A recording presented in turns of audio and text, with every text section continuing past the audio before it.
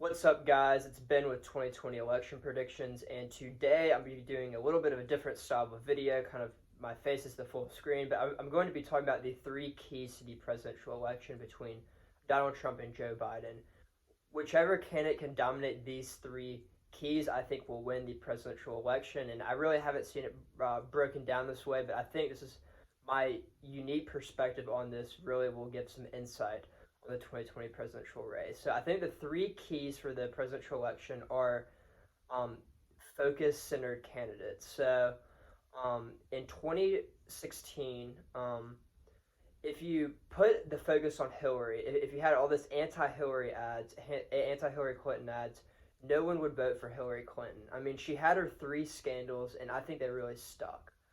Her email server, I mean, that was in the news a lot. No one really understand what the email scandal was about. I mean, it was a pretty complex story, but what people took away from it is that Hillary Clinton cannot be trusted. Crooked Hillary, that was Donald Trump's nickname for her. There's corruption. She's playing this inside game. She's part of the swamp. I think her second scandal was definitely Benghazi. This was a little bit more easily understood, but basically what the claim was is that Hillary Clinton was reckless, and that she didn't necessarily care about these. That she abandoned these four ambassadors and kind of ceded this embassy to foreign aggressors. But her last scandal that I think really stuck was the deplorable scandal. This got a lot of media attention.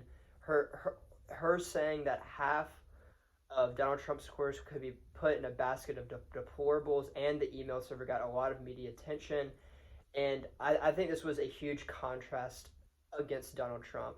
Donald Trump definitely had a lot of negatives, but there was a new negative every day, and the media couldn't really focus on one. I definitely think that the Access Hollywood tapes were definitely a detriment to Trump's campaign. But looking forward to 2020, I think right now that all the focus is on Donald Trump, his handling of the coronavirus, his handling of the Black Lives Matter movement, his tweets, his speeches. It's all focused on him, and I think that's why he's having a drag in the polls right now. I think that if Donald Trump, and I think his campaign strategy should make a contrast against him, against Joe Biden, basically saying that Joe Biden is too weak to lead. He's been a career politician for 40 years. He's best friends with China. I've seen some ads like this. Or he's just not mentally fit to serve. He's past his prime. Right now, the media really hasn't picked up on this narrative because I do think it is a little further from the election, and obviously coronavirus and the George Floyd protests have dominated the news coverage at the detriment of Donald Trump, because I don't think that Donald Trump has reacted to these events in ways that would help him politically.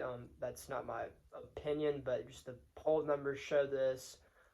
The poll numbers show that the majority of over 60% of Americans think that Donald Trump has made race relations worse, for example, and similar poll numbers about the coronavirus.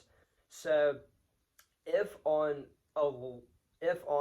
election day the media coverage is still focused on Donald Trump, then I think that Joe Biden is going to easily win the election. However, if there's a little bit more media scrutiny on what a Joe Biden presidency would look like, then I think that this will help the Trump campaign a lot, because Joe Biden is the most liberal Democrat that has ever run. And I don't think a lot of people are talking about this, but if Trump can have a very focused message and just like using his money war chest, like just put out ad after ad after ad, I think if more people are focused on whether they want Joe Biden to be president rather than if they want Donald Trump to be president, then I think that will help Trump, and Trump could possibly win, because in 2016, we saw that both candidates were universally disliked. I think Joe Biden less so than Hillary Clinton.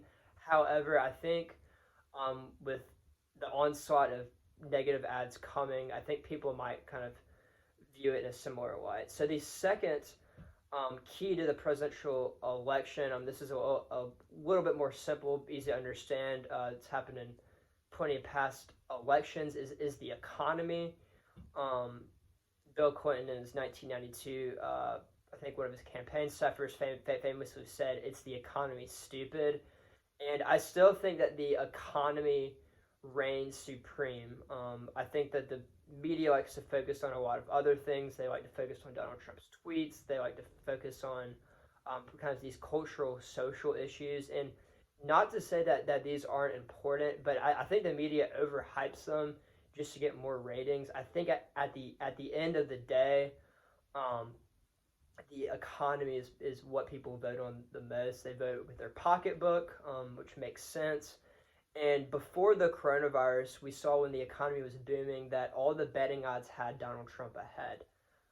Since the coronavirus has hit, the betting odds have completely flipped. They've gone like this. As we've seen the economy go down, so have Donald Trump's re-election chances. And frankly, the economy has not fully recovered yet. The stock market has picked up some ground, but the stock market is not the economy. And we have seen some good signs in terms of the economy with the June jobs report and the unemployment rate falling. However, this is not being realized by a lot of people, and I'm no economist, but I think a lot of people have dropped out of the workforce, so these economic indicators are not necessarily accurate. I think the only way that Donald Trump has a good chance of being re-elected is if the economy is blowing on all cylinders come November, and I think this is possible. So if coronavirus cases and coronavirus deaths go down a lot, and you see this like perfectly happen in the end of October, beginning of November, and the Fed just pumps in, they call it Trump dollars. The Fed just tries to stabilize the economy. There's another PPE. Maybe there's some cash handouts to low-income people, and we saw in the first round of stimulus that Donald Trump actually signed his name on some of these stimulus checks. If the economy is roaring hot and people feel optimistic, I think they will attribute some of this to Trump. And I know Trump's poll numbers are not great right now, but I think if the economy improves and coronavirus cases go down, then this will help Trump. Nate Silver came up with this article saying that wearing a mask, if Trump actually tells people to wear a mask, this could help him politically because coronavirus cases could go down and people will not be focusing on his response to the coronavirus, which has hurt him politically. The last key factor, I think, will be turnout. So, I mean, this is pretty obvious. If whichever groups turn out more, the Democrats or Republicans, that's what's going to turn the election. But I think it'll be even more important in 2020. In 2016, we saw a lowering of the turnout compared to the 2012 and 2008 election. The 2008 election turnout was over 60%, and Barack Obama won in a landslide, I would consider. John McCain got under 200 electoral votes. In 2012, I think the turnout rate among registered voters was 58.9%, and in 2016 it was 58.1%. So it definitely was down, but one group it was down especially. It was down over 5 points, between 5 and 10 points, was the African American vote. And I think this was key in Donald Trump winning states like Michigan and Pennsylvania for sure. In 2020, I think a lot less people are going to vote for third-party candidates. And we've seen in polls so far that this will probably help Joe Biden because a lot of the undecided and independent voters are leaning towards Joe Biden right now. In 2016, this helped Donald Trump a lot. I think if less people would have voted for third parties, it actually could have helped Donald Trump more, and this goes against the conventional wisdom that Jill Stein took votes away from Hillary Clinton. We see a lot of energy right now. I do think that overall turnout will be higher in 2020, and that especially African-American turnout will be higher in 2020, but it really depends on those numbers. I think right now, African-American turnout is being overestimated, and it's giving Joe Biden a huge boost in the polls. One question we're going to ask is, can this energy last? I think the Black Lives Matter have had a lot of energy. They've gotten a lot of people registered to vote and a lot of people pumped up about the 2020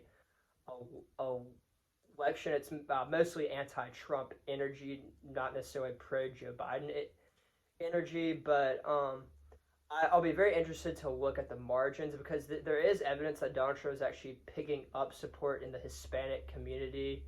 Um, so if Hispanic turnout is as high as it was in 2016, this could actually help Donald Trump if the Hispanic vote is shifted towards um, Donald Trump and the Republicans. So lastly, I would say that increased turnout traditionally has helped the Democrats, but increased turnout overall in states like Michigan, Wisconsin, and Pennsylvania, if it's spread out evenly, not necessarily just in the with the black vote, this could actually help Donald Trump. Overall, on the national scale, increased turnout is typically worse for the Republicans. However, in these states where you have a lot of white working class blue collar workers, that's typically Donald Trump's base. There's a huge segment of the population in these states that just are not politically active. They don't vote, and I think through cultural and social interactions, they'll see people around them with Donald Trump signs, MAGA hats. Even though they don't care about politics at all, these people could turn out come election day um, for Donald Trump. I don't buy this narrative as much because I think any increase in the turnout would actually hurt Donald Trump. But in those three specific Rust Belt states, even in Minnesota and Ohio and Iowa, I think it could potentially help Donald Trump. So those are my three main points about the 2020 election. The three keys are kind of the focus of the campaign, whether it's on Joe Biden or Donald Trump, whether the economy is roaring back, and that will be a lot dependent on the coronavirus cases, and lastly, turnout. Can this enthusiasm last until November 3rd?